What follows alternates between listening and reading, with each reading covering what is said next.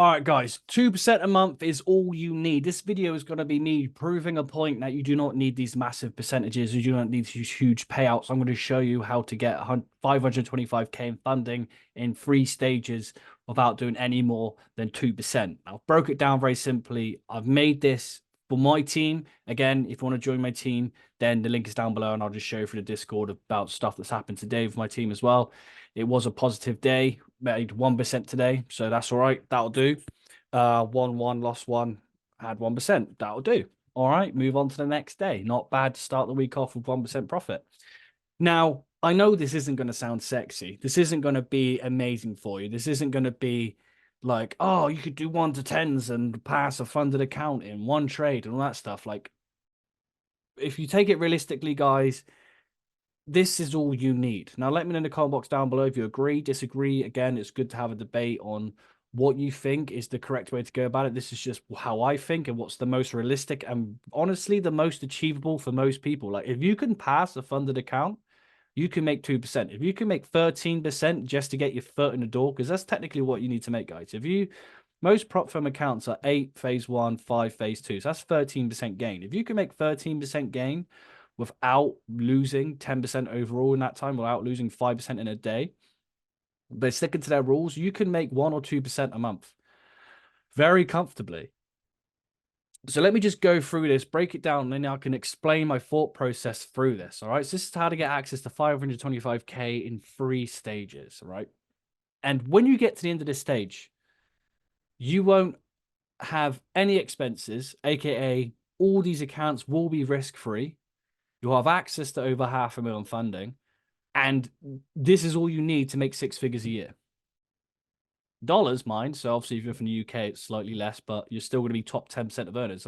And this was a big. I go live with my group every week, and this was a shocking sort of fact that I shared with my group. Like, top 10% of earners in the UK, right? Top 10%, they earn £60,000 a year. Now I know it's slightly different in the US, but £60,000 a year is top 10%, which is why the UK's on fire at the moment, because most people are earning 30 grand a year and they're just, well, starving, to be honest. They're getting screwed over, but it's the same around the world at the moment. But 60,000 a year to be top 10% of earners in the UK, 60. So this is going to put you way past that, right? This is probably going to leave you with like 80,000-ish, right? But 60,000, obviously pre-tax. After tax is different, but we're going to do pre-tax here. So let me just explain it. So these are average prices. Some may be more, some may be less. This isn't going to include discount codes. So obviously you can probably get a 400K challenge for less than 2,000 and with probably like 20% off discount or 15% off discount. Like, so it'll be even less again. I'm not including that in this. So this is just a rough average of full prices across most prop firms. Okay. Most of these will roughly be around this price without a discount. So let's just stick with that. So I recommend doing a 25K challenge. Roughly on average, a 25K challenge isn't sexy, right? Isn't going to get you a huge payout, but just follow the process with me and trust me, right? It's going to cost you roughly $185 on average. You pass phase 1 and 2. Again, this only applies for people who have a consistent strategy. So this is after if you've got a consistent strategy and you're blowing accounts for whatever reason, or you're trying to get on the leaderboard, these are for like you guys. Like, obviously, if you're still struggling to pass phase 1 and 2, then this probably video doesn't apply to you as much, but it's still great to know that when you do get to that stage, or if you just want to pass, if you're good at 1 or 2% a month, you won't just like pass an account within a month. It might take you 2, 3, 4 months to pass. But if you're consistent, that's all that matters, right? It's not going to be sexy. You're not going to be able to brag about it on Instagram, but you're consistent and that's all that matters, right? So $185 to roughly take a 25K challenge. You pass phase 1 and 2, you make 2% gain. So out of that, 1% obviously is $250. So 2% is $500 of a 25K account. Then you get your 80% profit split. Again, this is kind of average across the board. So that's the profit split I'm using in this example. Out of that, you keep 400, then you get your refund, right? So totally, you should take back $585 with your 80% profit split plus your refund, right? And that's all you've done. You've just made 2%. Now, with this 585 quid, Do you spend it on anything else other than trading? No, you reinvest it, right? You take that money because now this 25K challenge is now risk-free. You've made your money on this. You've made a little bit of cash. You've got your money back from it. This account now, this 25K account is now just a little cash cow for you. Just pull in 2% out the market whenever you get 2%, obviously, and hopefully you don't have a massive losing streak or go on tilt. But for example, this account now is risk-free. You've taken profit out the market.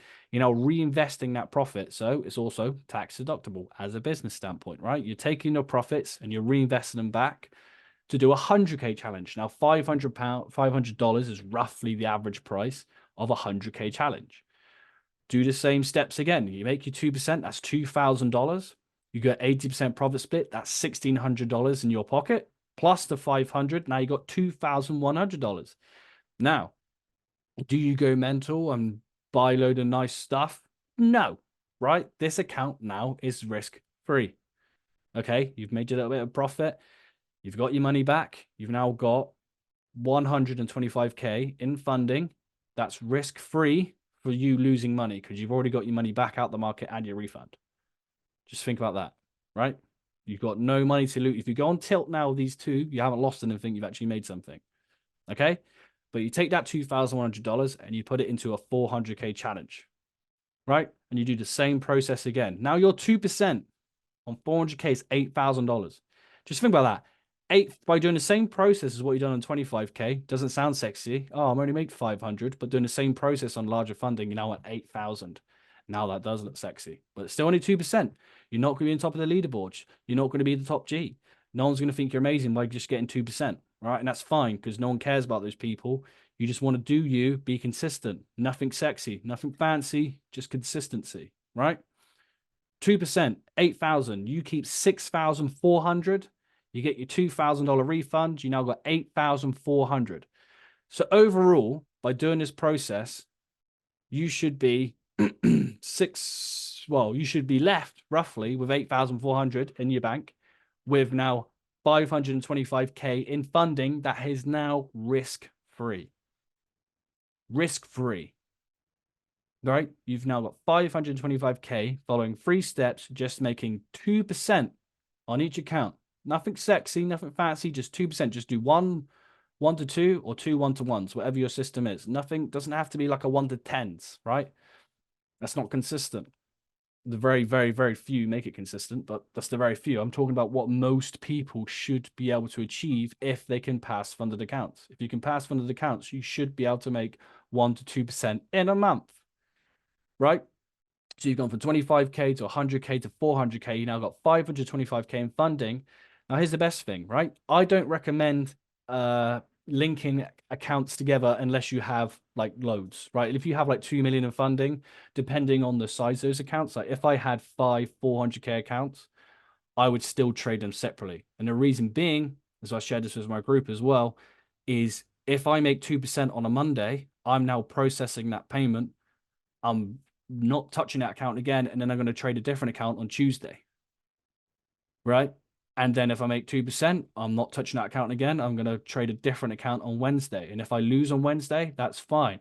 I'll trade a different account on Thursday. But at least I know on Monday and Tuesday, I've already locked in 2%. I've already locked in 6,400 on separate days. So what's that in quick maths? That's 12,800. I've got 12,800 coming in. So even if I blow the next 3 accounts, one of those accounts will buy me 3 more 400K challenges. Just about that. So 2% trade, right? Or 1 to 2 on a 400K account. That one win, that one payout of 6,400, right, can buy you 3 more 400K accounts. So psychologically, in the back of your head, you already know if all goes wrong, if all goes on tilt, if all goes horribly wrong and I lose the next 3 of my accounts, I can buy 3 more challenges, get those accounts funded again in just 1 to 2 trade, or making 2% in that month. So the psychology of trading them separately is 10 times better, I believe, than linking them all together. Because if I lose, let's say, go on tilt for whatever reason, and I connected all my accounts together, and now I've lost all my funding on one swoop.